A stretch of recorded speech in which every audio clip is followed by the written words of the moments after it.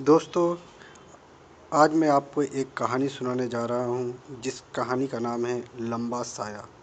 ये कहानी जिन जिन्नात की कहानी है। चलिए तो अब कहानी शुरू किया जाए। मेरा नाम रजीम शेख है। मैं किशनगंज का रहने वाला हूँ। मैं अपने बारे में एक आप बीती कहानी आपको बता रहा हूँ। एक बार मैं काम करने के लिए नैनी ढाला गया हुआ था। वहाँ पर मैं क्रेन चलाने का काम किया करता था। एक सरिया फैक्ट्री में मैं क्रेन चलाता था। लगभग 2 सालों तक मैं वहाँ पर क्रेन चलाया। पर एक ऐसा घटना भी घट गया जिसके कारण मुझे क्रेन चलाने का काम छोड़कर अपने घर किशनगंज वापस आना पड़ा। इस दुनिया में बहुत से लोग ऐसे भी हैं जो भूत प्रेत जैसी ताकतों पर विश्वास नहीं करते हैं, पर उन्हें जब दिखना होगा तो दिख जाएंगे। मैंने भी एक बार जिन देखा था, जिसे देखने के बाद मेरा हालात इतना ख़राब हो गया कि मैं काम छोड़कर अपने घर वापस चला आया। जिसे चाहे माला माल कर दे और जिसे चाहे कंगाल बना दे। मैं भी औरों की तरह भूत प्रेत पर कभी विश्वास नहीं करता था। मुझे भी जिन जिन्नात भूत प्रेत ये सब वहम मात्र लगते थे। पर जब मैंने उसे अपने नज़रों से देखा तो मेरे होश उड़े के उड़े रह गए। एक ऐसा घटना जिसके बारे में मैं कभी सपने में भी नहीं सोचा था। मैंने कभी नहीं सोचा था कि कोई ऐसा घटना मेरे साथ भी घट सकता है, पर वो एक भयानक घटना मेरे साथ घट गया जिसने मुझे अंदर से झकझोर कर रख दिया। हुआ ये था कि मैं नैनी ढाला एक सरिया फैक्ट्री में क्रेन चलाने का काम करता था। पहले तो दिन में ही मुझे काम मिल जाता था।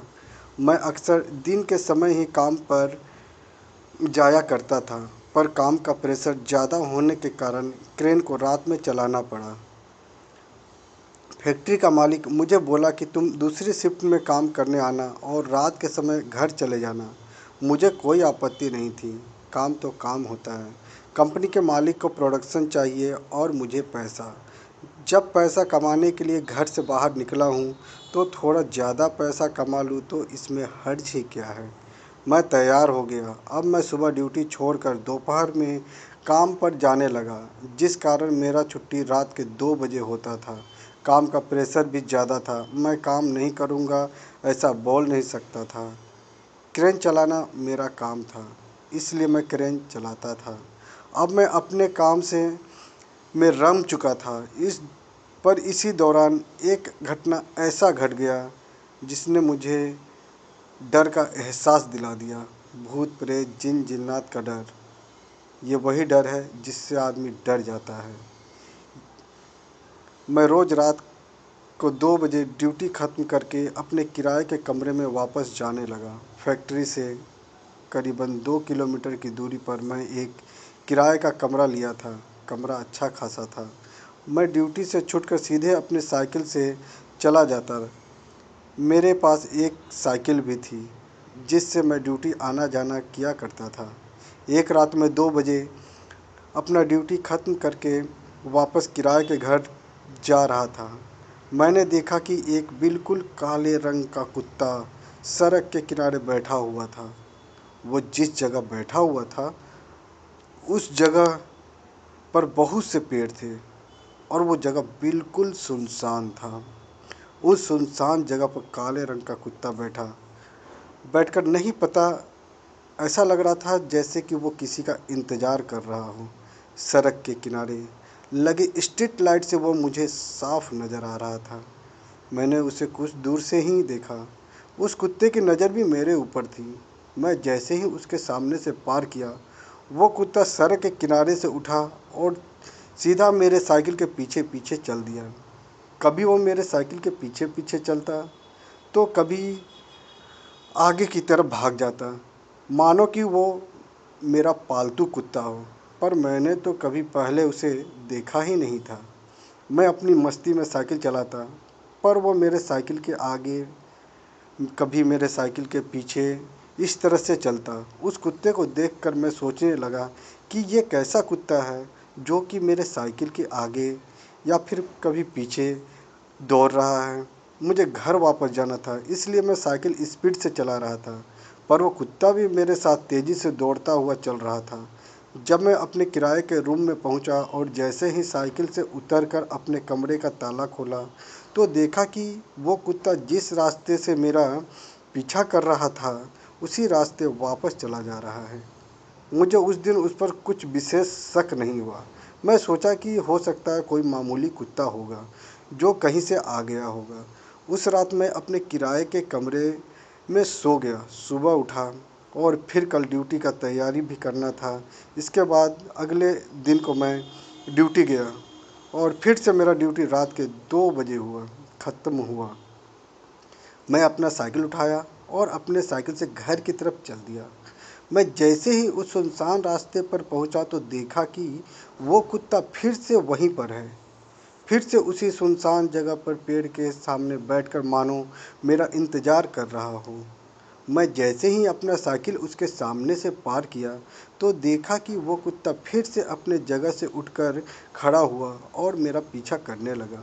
मैं अपने मस्ती में साइकिल चलाता, वो कुत्ता भी साइकिल के आगे पीछे दौड़ता और आगे पीछे चलता। कभी दौड़ता हुआ मेरे साइकिल के आगे निकल जाता तो कभी पीछे हो जाता।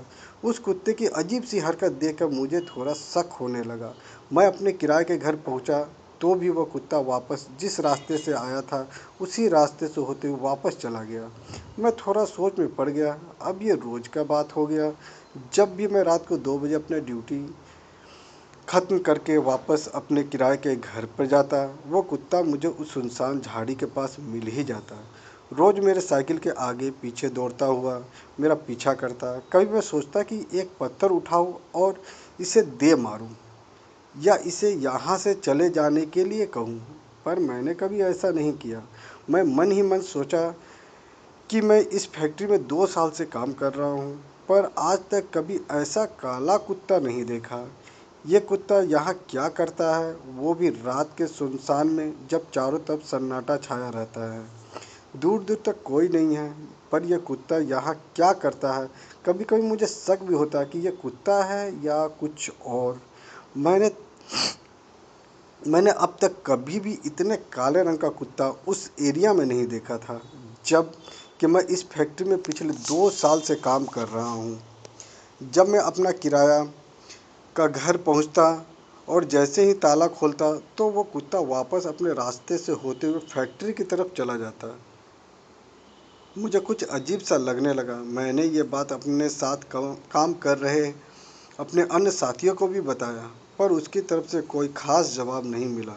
वो सभी भी बोले कि हो सकता है कोई कुत्ता होगा, पर वो कुत्ता हमेशा रात के 2 बजे ही मेरा इंतज़ार क्यों करता है, वो भी जंगल वाले रास्ते के पास। एक रात में अपने ड्यूटी से निकला, रात के वही 2 बज रहे थे। मुझे पता था कि वह कुत्ता उस सुनसान जगह पर मेरा इंतज़ार ज़रूर कर रहा होगा। जैसे ही मैं उस जगह पर पहुंचा तो देखा कि वो कुत्ता फिर से वहीं पर बैठा हुआ है। मैं साइकिल लेकर आगे निकल गया। वो कुत्ता भी मेरे पीछे पीछे चल दिया। फिर से कभी वो मेरे साइकिल के आगे चला जाता तो कभी पीछे। मैं मस्ती में साइकिल चला रहा था और सोच रहा था कि आज मैं इस कुत्ते के बारे में पता लगा कर रहूँगा। जब ड्यूटी जाता हूँ तो ये दिखता नहीं है और जब वापस आता हूँ तो ये काला कुत्ता मेरा पीछा करने लगता है। आखिर में ये मेरा पीछा करते हुए मेरे किराए के घर तक क्यों आता है, और जब मैं अपने घर का दरवाज़ा खोलता हूँ तो ये फिर से वापस चला जाता है। मेरे दिल में एक जिज्ञासा जग चुकी थी। मैं उस काले कुत्ते के बारे में जानना चाहता था। मैं अपने किराए के घर में पहुंचा और अपना साइकिल स्टैंड में खड़ा करके चाबी निकाला। जैसे ही मैं दरवाज़ा खोला तो पीछे मुड़कर देखा कि वो कुत्ता फिर से उसी फैक्ट्री वाले रास्ते में वापस चला जा रहा है। मैं चुपके से कमरा बंद किया और पैदल ही उस कुत्ते के पीछे पीछे चल दिया। मैं घर से कुछ ही दूरी पर एक चौराहा था, वहाँ पर कुछ दुकान थे। उसी चौराहे से होते हुए मैं फैक्ट्री जाया करता था। वो काला कुत्ता भी उसी चौराहे के पास पहुँचा और फैक्ट्री जाने वाले रास्ते के तरफ मुड़ गया। मैं भी उसका पीछा करते हुए चौराहे के पास पहुँच गया।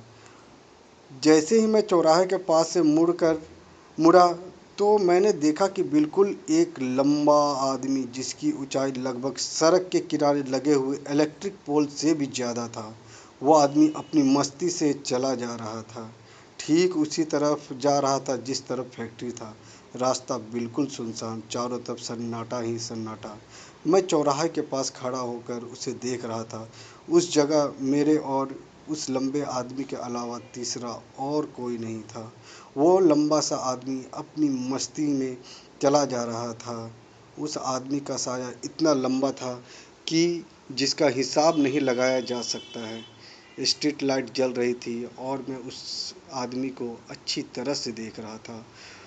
वो लंबा सा आदमी जिसने बिल्कुल सफ़ेद रंग का कुर्ता पजामा पहन रखा था, रात में उससे गजब सा चमक आ रहा था। वो लंबा आदमी और उससे कहीं ज़्यादा लंबा उसका साया, जिसका कोई अंत ही ना हो। अपने मस्ती में झूमता हुआ चला जा रहा था। एक अजब सी खुशबू चारों तरफ फैली हुई थी।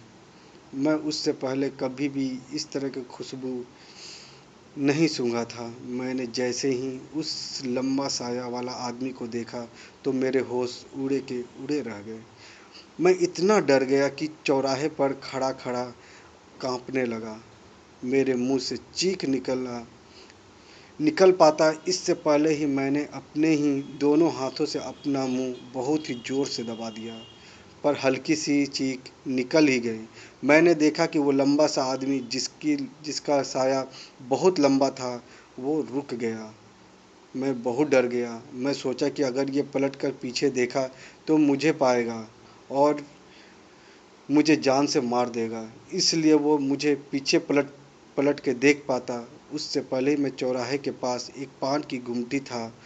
मैं दौड़कर उस गुमटी के दीवार से चिपक कर बैठ गया। मैंने अपने दोनों हाथों से अपना मुंह पूरी जोर से दबा कर रखा था। मैंने देखा कि उसकी परछाई में हलचल हो रही है, माना कि वो पलट कर वापस आ रहा हो। डर और घबराहट से मेरा हालत बहुत ख़राब हो चुका था। वो लंबा साया आगे की तरफ बढ़ा। मैं अपने दोनों हाथ से अपना मुंह दबाए हुए था, उस पान की गुमटी से चिपक कर छुपने की कोशिश कर रहा था। मुझे लगा कि अब वो मेरे पास आ रहा है किसी तरह। अगर मैं उसके हाथ लग जाऊं तो वो मुझे मारे बिना नहीं रह सकता है। पूरा पसीना से तरबतर हो चुका था। फिर मैंने देखा कि वो लंबा साया धीरे धीरे आगे की तरफ बढ़ता चला जा रहा है। कुछ देर के बाद वो लंबा सा आदमी जिसका साया बहुत लंबा था, वो अंधेरे में कहीं गुम हो गया। मैं अब भी पान की गुमटी में चिपका बैठा था। जो खुशबू चारों तरफ फैली हुई थी, वो भी अब धीरे धीरे ख़त्म हो रही थी। जब मुझे पूरा यकीन हो गया कि लंबा साया वाला आदमी जा चुका है, तो मैं उस जगह से उठा और सीधा दौड़ता हुआ अपने किराए के घर में आ गया। अब मुझे नींद आने वाली थी। डर से तो मेरा हाल बेहाल हो चुका था। रात भर मैं अपने बिस्तर में बैठकर काँपता रहा। जब सुबह हुआ तो मैं सीधा मकान मालिक के पास पहुंचा और किराए का हिसाब करा लिया। उसी दिन अपने घर किशनगंज वापस भी चला गया। मैं घर पहुंचकर ये बात अपने घर के में अपने माँ पिता और दोस्तों को बताया, तो उन्होंने कहा कि अच्छा किए जो भाग कर चले आए, नहीं तो वो तुम्हें मार देता। पर जब ये बात मैंने अपने मस्जिद के मौलाना साहब को बताया, तो उन्होंने कहा कि तुम्हें जो कुत्ता रोज़ घर तक छोड़कर वापस जाता था, वो कोई और नहीं बल्कि एक जिन्न था। जो जिन्न तुम्हारी जान की हिफाजत कर रहा था। चाहे जो भी हो, मैं बहुत डर चुका था। आज भी मुझे सपने में वो लंबा साया वाला जिन्न दिखाई देता है। मैं अब भी रात के समय किसी कुत्ता को देखता हूँ तो डर जाता हूँ। मुझे ऐसा लगता है कि वो जिन्न अब भी मेरे पास कहीं आस पास ही है। मैं उस रात के बाद कभी भी कुत्ता को पत्थर चलाकर तो नहीं मारता हूँ।